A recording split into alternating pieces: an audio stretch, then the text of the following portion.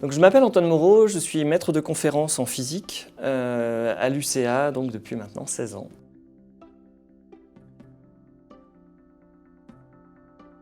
Et moi, j'ai trouvé à l'UCA la possibilité de changer de domaine. C'était une de mes envies.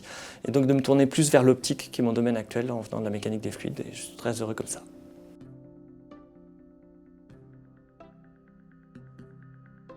Alors il se trouve que ça correspond beaucoup à des envies. J'ai toujours été attiré par la physique parce que je trouvais ça magique de pouvoir décrire le monde avec des mathématiques au départ.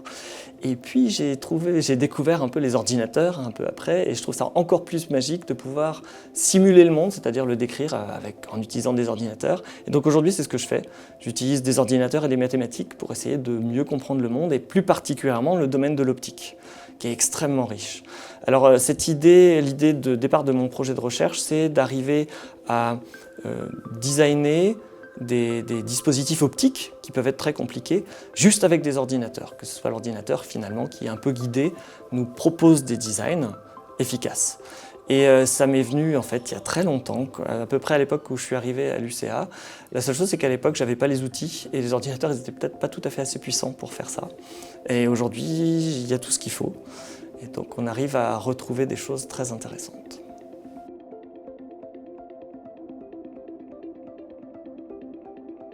Alors, une des choses qui m'a frappé quand j'ai commencé finalement dans le domaine, c'est que les animaux ont des structures absolument merveilleuses sur les ailes, sur les carapaces, notamment les insectes. C'est particulièrement net par exemple sur ce genre de papillons.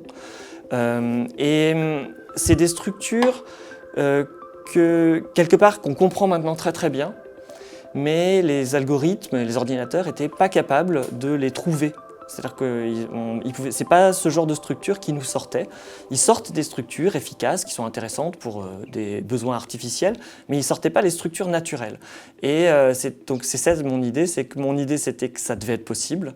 Et on a réussi très récemment, en travaillant avec des informaticiens, à trouver les bons algorithmes qui sont capables de sortir ces structures. Donc maintenant, on a confiance dans le fait que ça devrait être capable de nous proposer des structures pour répondre à des besoins artificiels et qui soient plus efficaces.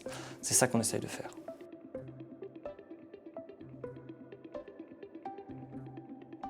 Alors l'Académie Cayotte 2025, parce que c'est à peu près tout ce qu'il me fallait pour poursuivre mes recherches. L'avantage de faire des choses qui soient théoriques ou numériques, c'est que finalement on a surtout besoin de temps, d'être presque seul ou avec des collègues, mais c'est juste du temps humain qui est nécessaire. Il n'y a pas besoin d'énormément de moyens techniques, voilà, c'est juste du temps humain, trouver les bons algos, avoir le bon feeling, donc du temps pour réfléchir, et c'est ça qu'offre l'Académie 2025 exactement.